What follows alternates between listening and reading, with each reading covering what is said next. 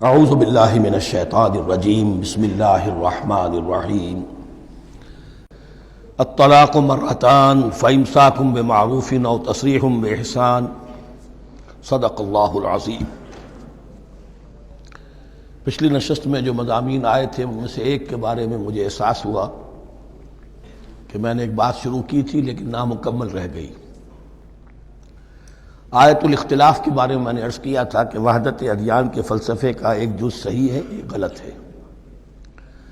صحیح جز کی وضاحت تو ہو گئی کہ یہ تمام جتنے بھی دنیا میں مذاہب ہیں اور دین ہیں یہ سب اسی دین حق سے نکلی ہوئی شاخیں ہیں۔ دین حق سے پگڈنڈیاں مڑی ہیں، صراط مستقیم سے پگڈنڈی مڑی ہے، کوئی بہت دور نکل گئی اور اس کا یوں سمجھیے کہ پہچانی ہوئی صورت بھی پہچانی نہیں جاتی، اتنی دور ہو گئی کہ اس کا اس دین حق کے ساتھ اب کوئی رشتہ نظر ہی نہیں آتا۔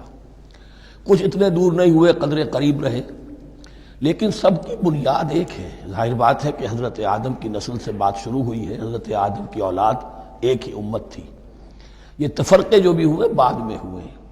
تو وحدت ادیان اس اعتبار سے صحیح ہے کہ دنیا میں تمام ادیان، تمام نظام، تمام مذاہب جو ہیں وہ در حقیقت ایک ہی دین حق کی بگڑی ہوئی شکلیں ہیں، بدلی ہوئی شکلیں ہیں، لیکن اسی سے نکلی ہوئی شاخیں ہیں جنہوں نے شکلیں اپنی بدل لی ہیں۔ غلط حصہ یہ کہ اب جو یہ سب کچھ موجود ہے ان کو ایک کہنا یہ جہالت ہے۔ اب ان کو ظاہر بات ہے کہ ان کی شکلیں اتنی ہو چکی ہیں مختلف ایک دوسرے سے، اور اتنی ان میں تحریفات ہو چکی ہیں، اتنا تغیر و تبدل ہو چکا ہے کہ اب ان کو ایک کہنا موجودہ شکل میں یہ در حقیقت فتنہ ہے اور جہالت ہے۔ دوسری بات جو آخری مضمون آیا تھا 28ویں رکوع میں، دیکھیے اس کی ایک تمہید ہے، وہ سمجھ لیجئے۔ انسانی تمدن کا اہم ترین اور بنیادی ترین مسئلہ کیا ہے تمدن کا؟ ایک ہے انسانی زندگی کا مسئلہ۔ انسانی زندگی کا سب سے پہلا مسئلہ وہی ہے کہ جو حیوانی زندگی کا بھی ہے، اپنی مادی ضروریات، پیٹ کھانے کو مانگتا ہے، سب سے پہلے یہی ہے، اس میں کوئی شک نہیں۔ لیکن اس کے بعد جب دو انسان ملتے ہیں اور اس سے تمدن شروع ہوتا ہے، اس کا سب سے بڑا مسئلہ ہے انسان کی شہوت۔ اللہ نے دو جنسیں بنا دی ہیں، مرد ہیں، عورت ہیں، اور ان دونوں کے درمیان تعلق سے نسل آگے چلتی ہے۔ اب اس معاملے کو کیسے ہارنس کیا جائے، کیسے منظم کیا جائے، یہ جذبہ بہت پوٹنٹ ہے۔ جو فرائڈ نے کہا ہے، بس وہ یوں سمجھیے کہ ذرا زیادہ مرچ مسالہ لگا دیا، ورنہ اس میں کوئی شک نہیں کہ یہ بہت ہی پوٹنٹ جذبہ ہے انسان کا۔ انسٹنکٹ جو ہے، سیکس کا انسٹنکٹ، وہ بہت مضبوط ہے، بہت قوی ہے۔ لیکن جو شے جتنی قوی ہو اتنا ہی اسے پھر، جو گھوڑا جتنا منہ زور ہو اتنا ہی اس کو لگام دینا جو ہے وہ آسان نہیں ہوتا، اس کے لیے پھر مشقت کرنی پڑتی ہے۔ تو اب اگر تو اس سیکس کو اوپن کر دیا جاتا، کھلا سیکس، فری سیکس، آج کل یہ لفظ استعمال ہوتا ہے، فری سیکس، کیوس ہوتا، تمدن میں فساد ہو جاتا۔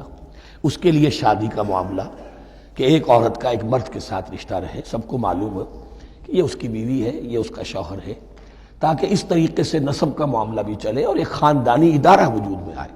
ورنہ تو خاندانی ادارہ بس کیسے وجود میں آئے گا؟ فری سیکس میں تو خاندانی ادارہ وجود میں آ ہی نہیں سکتا۔ تو شادی کا، نکاح کا یہ رشتہ جو ہے یہ اللہ تعالیٰ نے اختیار کیا اور یہ انسانوں کو سکھایا۔ اب اس میں مرد اور عورت کیا بالکل برابر ہیں؟ اس سے بڑی حماقت کوئی نہیں، اس لیے کہ کسی بھی ادارے کے دو برابر کے سربراہ نہیں ہو سکتے۔ اتنی موٹی بات ہے کہ اگر آپ کسی ایک محکمے کے دو ڈائریکٹر بنا دیں، بات غلط ہو جائے گی، خراب ہو جائے گی۔ ایک ڈائریکٹر، مینیجنگ ڈائریکٹر، دوسرے 10 ڈائریکٹر بنا دیجیے آپ، لیکن اوپر ایک ہوگا، جنرل مینیجر ایک ہوگا، ڈپٹی مینیجر 10 رکھ دیجیے۔ ہر ادارے میں اگر نظم قائم کرنا ہے تو ایک اوپر ٹاپ پر ہونا چاہیے۔ لہذا جب ایک مرد اور ایک عورت، مرد اور عورت انسان ہونے کے ناطے بالکل برابر ہیں، ایک ہی باپ کے نطفے سے بیٹا بھی ہے، بیٹی بھی ہے، ایک ہی ماں کے رحم میں بھائی نے بھی پرورش پائی ہے اور بہن نے بھی، اس اعتبار سے وہ برابر ہیں۔ شرف انسانیت میں، نوع انسانی کی حیثیت سے، human dignity and honour, they share both equally, absolutely equally. لیکن جب ایک مرد اور ایک عورت مل کر خاندان کے بنیاد رکھتے ہیں تو اب یہ برابر نہیں رہے۔ جیسے انسان سب برابر ہیں، لیکن چپڑاسی اور افسر برابر نہیں ہے، اس کے کچھ اور اختیارات ہیں، اس کے کچھ اور اختیارات ہیں، اس کے کچھ اور فرائض ہیں، اس کے کچھ اور فرائض ہیں۔ اس طریقے سے اس رشتے کے معاملے میں اور یہ بھی نوٹ کر لیجئے کہ یہی وجہ اس قدر تفصیل کے ساتھ سب سے پہلے احکام قرآن میں دیے جا رہے ہیں اسی آئلی قوانین کے متعلق۔ لیکن تمدن کی جڑ بنیاد یہ ہے، یہاں سے خاندان بنتا ہے، اور خاندانوں کے اجتماع کا نام معاشرہ ہے۔ خاندان کا نظام، اب ہمارا پاکستانی جو معاشرہ ہے، اگر ہماری 14 کروڑ تعداد ہے اس وقت، 7 افراد ایک خاندان کے اگر آپ شمار کر لیں تو آپ سمجھیے اتنے خاندان ہماری دنیا میں اس وقت موجود ہیں، 2 کروڑ خاندان ہیں، ان خاندانوں پر مشتمل ہے۔ خاندان کا ادارہ مستحکم ہوگا، معاشرہ مستحکم ہو جائے گا۔ خاندان کے ادارے میں صلاح ہوگی، فلاح ہوگی، معاشرے میں صلاح و فلاح آئے گی۔ وہاں فتور ہوگا، فساد ہوگا، بے چینی ہوگی، ظلم ہوگا، ناانصافی ہوگی، وہاں کنفلکٹس ہوں گے، میاں اور بیوی میں جو ہے جھگڑے ہو رہے ہوں گے تو اولاد کی تو جو ہے پھر وہاں تربیت صحیح نہیں ہو سکتی، ان کی تربیت میں منفی چیزیں شامل ہو جائیں گی۔ تو یہ ساری چیزیں جس کی وجہ سے بڑی تفصیل سے قرآن مجید میں احکام دیے گئے ہیں آئلی قوانین، ان میں جہاں تک یہ معاملات ہے، طلاق کا معاملہ ہے، اس میں برابر نہیں ہے۔ شادی کرنے میں عورت کو بھی حق ہے، وہ شادی سے انکار کر دے، جبر نہیں کیا جا سکتا۔ ایک مرتبہ وہ نکاح میں آ گئی ہے تو اب شوہر کا پلڑا بھاری ہے، شوہر اسے طلاق دے سکتا ہے، اگر ظلم کے ساتھ دے گا اللہ کے ہاں جواب دہی کرے گا اور پکڑ ہو جائے گی، لیکن اختیار ہے۔ وہ خود طلاق نہیں دے سکتی، البتہ طلاق حاصل کر سکتی ہے، خلا جسے ہم کہتے ہیں، وہ عدالت کے ذریعے سے، بڑوں کے ذریعے سے، رشتہ داروں کے ذریعے سے خلا کرے، لیکن طلاق دینے کا حق اس کو برابر نہیں ہے مرد کی طرح۔ اسی طرح اگر ایک طلاق دی تھی مرد نے اور اب یہ عدت پوری نہیں ہوئی ہے، وَبَعُولَتُهُنَّ أَحَقُّ بِرَدِّهِنَّ، اب وہ کہے تو نے طلاق دے دیا، میں تیرے گھر میں بسنے کو تیار نہیں ہوں، نہیں، اختیار مرد کا ہے، عدت کے اندر 3 مہینے کے اندر وہ اس کو واپس لے سکتا ہے، اس کو طلاق رجعی کہتے ہیں۔ یہ تمام چیزیں ایسی ہیں کہ بہرحال خواتین کو اچھی نہیں لگتی، اور آج کی دنیا میں تو جو یہ مرد و عورت کی مساوات کا سلسلہ ہے، یہ شیطان کا سب سے بڑا فلسفہ اور معاشرے میں فساد اور گندگی پیدا کرنے کا اس کا سب سے بڑا ہتھیار ہے۔ اور اب جو کچھ رہی صحیح اقدار ہماری ایشیا کے ممالک جو ہیں، زیادہ تر مسلمان ممالک ہیں، ان میں خاندانی نظام کی جو بچی کھچی شکل رہ گئی ہے اس کو برباد کرنے کے لیے یہ قاہرہ کانفرنس اور بیجنگ کانفرنس، اس ایشیا کا گھیراؤ دونوں طرف سے، مشرق سے اور مغرب سے، کہ عورت کو آزاد کرو، عورت کو اٹھاؤ، ایمینسیپیشن کے نام پر، آزادی کے نام پر، اور مرد و عورت کی مساوات کے نام پر، تاکہ خاندانی نظام ٹوٹ کر رہ جائے، جیسے کہ ان کے ہاں ٹوٹ چکا ہے خاندانی نظام نے۔ یہ کلنٹن صاحب نے کہا تھا اپنے سال 9 کے میسج میں کہ عنقریب ہماری قوم، امریکن نیشن، بہت جلد اس کی اکثریت حرام زادوں پر مشتمل ہوگی، born out of wedlock, وہ کسی شادی کے نکاح کے نتیجے میں کوئی وجود میں نہیں آئے ہیں، زنا کے نتیجے میں وجود آئی بھی قوم ہوگی۔ 1 پیرنٹ فیملی رہ گئی ہے، ماں ہی باپ ہے اور وہی ماں ہے، اور وہ دونوں وہ جانتے ہی نہیں۔ اب وہاں بڑی ایک مہم اٹھ رہی ہے کہ ہر انسان کا حق ہے کہ اسے معلوم ہو کہ میرا باپ کون ہے۔ وہاں تو بہت سے لوگ پتہ ہی باپ کون ہے میرا، کیا پتہ۔ یہ تباہی ہے جو اس معاشرے پر آ چکی ہے، اور ہمارے ہاں بھی لوگ اسی معاشرے کی نقالی پر چل رہے ہیں۔ اور یہ نظریہ مساوات مرد و زن جو ہے یہ بہت ہی یوں سمجھیے کہ تابناک اور بہت اچھے الفاظ کے ساتھ سامنے آ رہا ہے۔ البتہ اس کا دوسرا رخ بھی ہے، اسلام نے عورت کو جو حقوق دیے ہیں بدقسمتی سے ہم مسلمانوں نے وہ بھی ان کو نہیں دیے۔ اس کی وجہ یہ ہے کہ ہمارے اوپر ہمارا ہانٹ کر رہا ہے ہمارا ہندوانہ پس منظر۔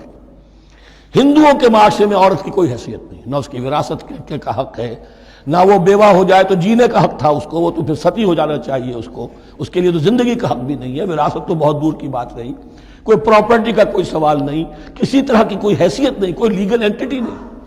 لیکن ہم مسلمان تو ہو گئے، ہمارے آباء و اجداد، تربیت ہوئی نہیں، لہذا ہمارے اوپر وہی تصورات ہیں، عورت کو جو ہے پاؤں کی جوتی کی طرح سمجھنا۔ یہ جو کچھ ہم کر رہے ہیں ان کے جائز حقوق بھی انہیں نہیں دیتے، اس کے نتیجے میں ہم جو مغرب کا ہم پر حملہ ہے اس کو مؤثر کرنے میں گویا ہم مدد دے رہے ہیں۔ اگر ہم اپنی خواتین کو وہ حقوق نہیں دیں گے، اگر ان کے لیے جو اللہ نے جو مقرر کیا ہے وہ انہیں نہیں دیا جائے گا، تو ظاہر بات ہے کہ رد عمل میں پھر جو یہ نعرے ہیں اور بڑے خوشنما جو دعوت اٹھتی ہے وہ لازماً انہیں کھینچ کر لے جائے گی۔ تو اس طرف بھی خیال رکھیے، اور ہمارے ہاں دیندار گھرانوں میں خاص طور پر یہ بات ہوتی ہے، اس کو سمجھنا چاہیے کہ عورتوں کے کیا حقوق ہیں، ان کی دلجوئی کتنی کرنی چاہیے۔ حضور نے کیا فرمایا ہے، تم میں سے بہترین لوگ وہ جو اپنے گھر والوں کے لیے اچھے ہوں، بہترین لوگ وہ ہیں، ان کے حقوق کا لحاظ ہو، ان کے ساتھ سلوک ہو، ان کی دل جوئی ہو، ان کے احساسات کا بھی پاس کیا جائے۔ البتہ جہاں شریعت کا اور دین کا معاملہ آ جائے، نتھنگ ڈوئنگ، سیدھی سیدھی بات، یہ تلوار کی طرح آپ ننگے ہو جائیں اس وقت کہ یہ معاملہ دین کا ہے، اس میں میں تمہاری کوئی رعایت نہیں کر سکتا، ہاں میرے معاملات کے اندر جو بھی تم چاہو میں نرمی کروں گا، یہ ہو سکتا ہے۔ بس اس کو ذہن میں رکھیے، یہ کڑوی گولی ہے۔ وَلَهُنَّ مِثْلُ الَّذِي عَلَيْهِنَّ بِالْمَعْرُوفِ وَلِلرِّجَالِ عَلَيْهِنَّ دَرَجَةٌ۔ اب درمیان کے الفاظ کو تو جدید جو ہمارے ہیں دانشور وہ لے لیتے ہیں، اوپر کا نہیں دیکھتے کہ بَعُولَتُهُنَّ أَحَقُّ بِرَدِّهِنَّ، برابری کہاں رہی؟ شادی کرتے ہوئے برابری ہے، عورت کہہ سکتی میں شادی نہیں کرتی، شادی نہیں ہوگی، اس وقت برابری ہے، دونوں کی رضامندی سے شادی ہوگی، یہ برابری ہے۔ لیکن جب ایک مرتبہ بیوی بن گئی اب برابر نہیں ہے۔ اب یہ فلسفہ جا کر پوری طرح بیان ہوگا سورہ نساء میں، اور رجال قوامون علی النساء، یہ بات پھر وہاں آئے گی۔ اس کی تمہید ہے یہ کہ یہ کڑوی گولی ذرا خواتین کے حلق سے اترنی شروع ہو جائے۔ وَبَعُولَتُهُنَّ أَحَقُّ بِرَدِّهِنَّ، اور اسی طریقے سے وَلِلرِّجَالِ عَلَيْهِنَّ دَرَجَةٌ۔ البتہ اللہ نے جو ذمہ داریاں عورت کے حوالے کی ہیں، جس طرح کے اس کے فرائض ہیں ویسے ہی اس کے حقوق بھی ہیں، یہ ہے جو بات کہی جا رہی، لَهُنَّ مِثْلُ الَّذِي عَلَيْهِنَّ بِالْمَعْرُوفِ۔